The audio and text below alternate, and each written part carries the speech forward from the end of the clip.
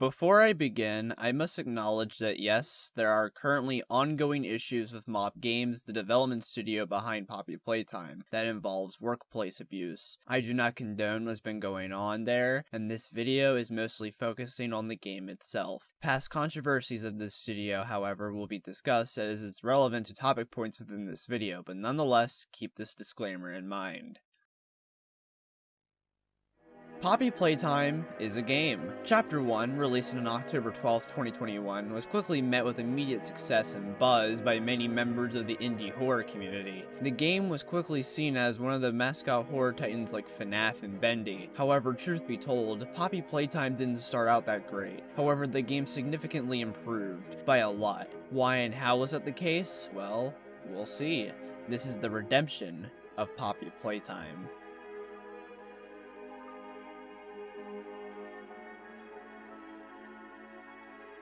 Poppy Playtime was announced and released in late 2021, and it was the creation of Mob Games, a studio that had notable YouTubers/animators such as Enchanted Mob and Stagnation involved. These two creators were known previously for creating Minecraft animations that featured popular franchises like FNAF and Bendy and etc. However, around the good old days that were 2021, these two creators plus another creator named Animation Lobby were frequently getting criticized for what they were doing with their animations. Most specifically, animating Circus Baby and other characters who were canonically minors in a weirdly sexual way. Even worse, the main audience for these animations were children. These creators would constantly get flamed by various people for admittedly how messed up this all was. Then they would announce Poppy Playtime. Already not having a good reputation online, the game, even before release, was already being criticized. However, there were actually some people who saw the potential in the game based off the trailer and were even excited for what it had to entail. The first chapter of the game would release, and it was met with a very mixed reception.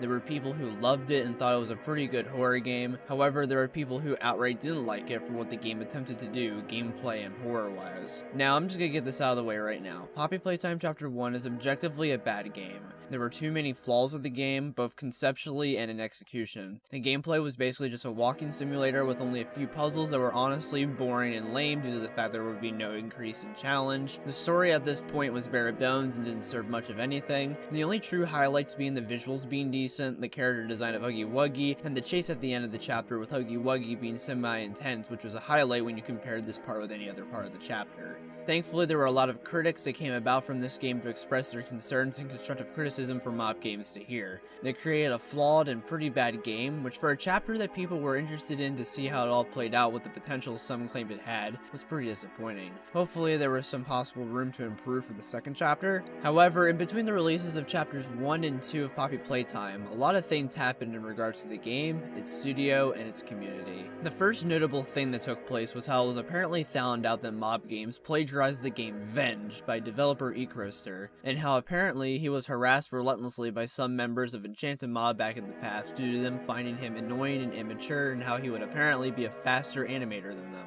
A lot of the comments said by those Enchanted Mob members were deemed as unwarranted. Additionally, Mob Games would get themselves involved with NFTs, non-fungible tokens. These NFTs would even have lore for the game within them. This disappointed a lot of people too, as it was immediately met with extreme outrage from the internet masses who kept up with the game and its ongoing development. Both of these situations would get Mob Games in a lot of controversy. A decent amount of people who saw the potential in Poppy Playtime turned against the game and would stop supporting it and its developers. It seemed like Mob Games were lost and didn't know what to do. It seemed like they didn't know how to come back from what they did.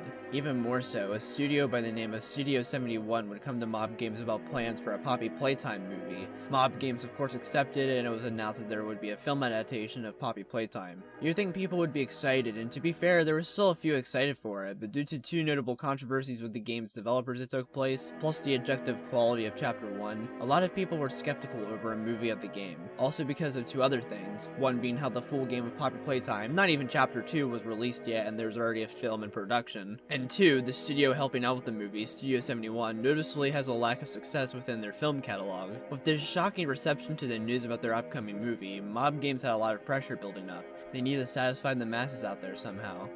However, they had an idea. What if for Chapter 2, what if they made the game actually good?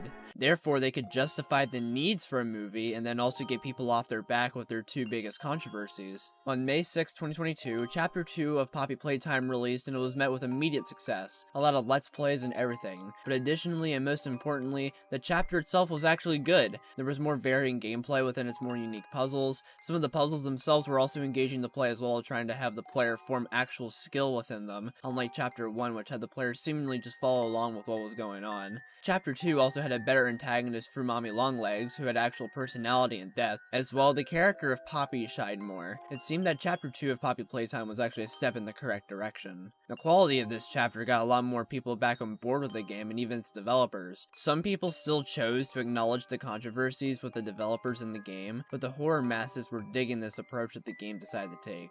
In between the releases of Chapters 2 and 3, mob games seemed to get by without any notable controversy. If there were any, it was small, or it was related to previous ones that people still had choice words to say about them. During this time, though, there was the release of games like Garden of Banban that didn't do much in favor for Poppy Playtime because of how Poppy Playtime was getting blamed for games like Banban existing, even though Poppy was actually trying to improve in quality, unlike what Banban and other games were doing. Some people were also wondering if Chapter 3 was going to continue being as good as Chapter 2 or better, or if it was going to go back to the poor quality of Chapter 1. Trailers for the game's third chapter came out, and it seemed like the game was taking a much darker route with itself. People were hooked.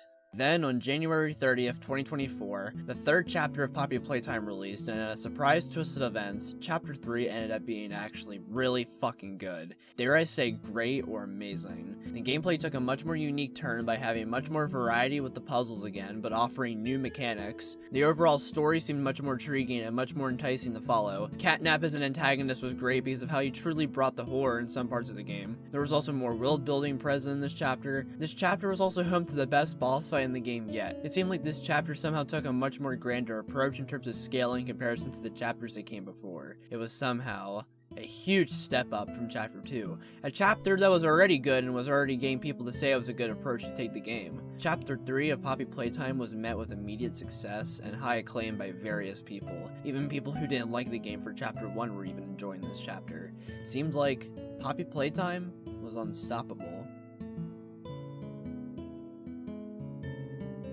That was until the newer controversies with mob games involving workplace abuse. But even then, mob games is still gonna keep trying to up the quality of the future chapters to get people off their backs. Why? It already worked. That's why I feel like Poppy Playtime had such a redemption. It became good to silence the bad, and I don't know if that's a good or bad thing. Poppy Playtime as it stands currently is one of the most popular games in the mascot horror genre alongside Five Nights at Freddy's, Bendy, Hello Neighbor, and etc. It is a game that is still pushing out new content and has a growing fan base of people that love and support the game, all corners of the internet. Starting off shitty with Chapter 1 but turning into something strong with Chapter 3, Poppy Playtime's here to stay, and little did one know, controversy was the reason for its unexpected rise.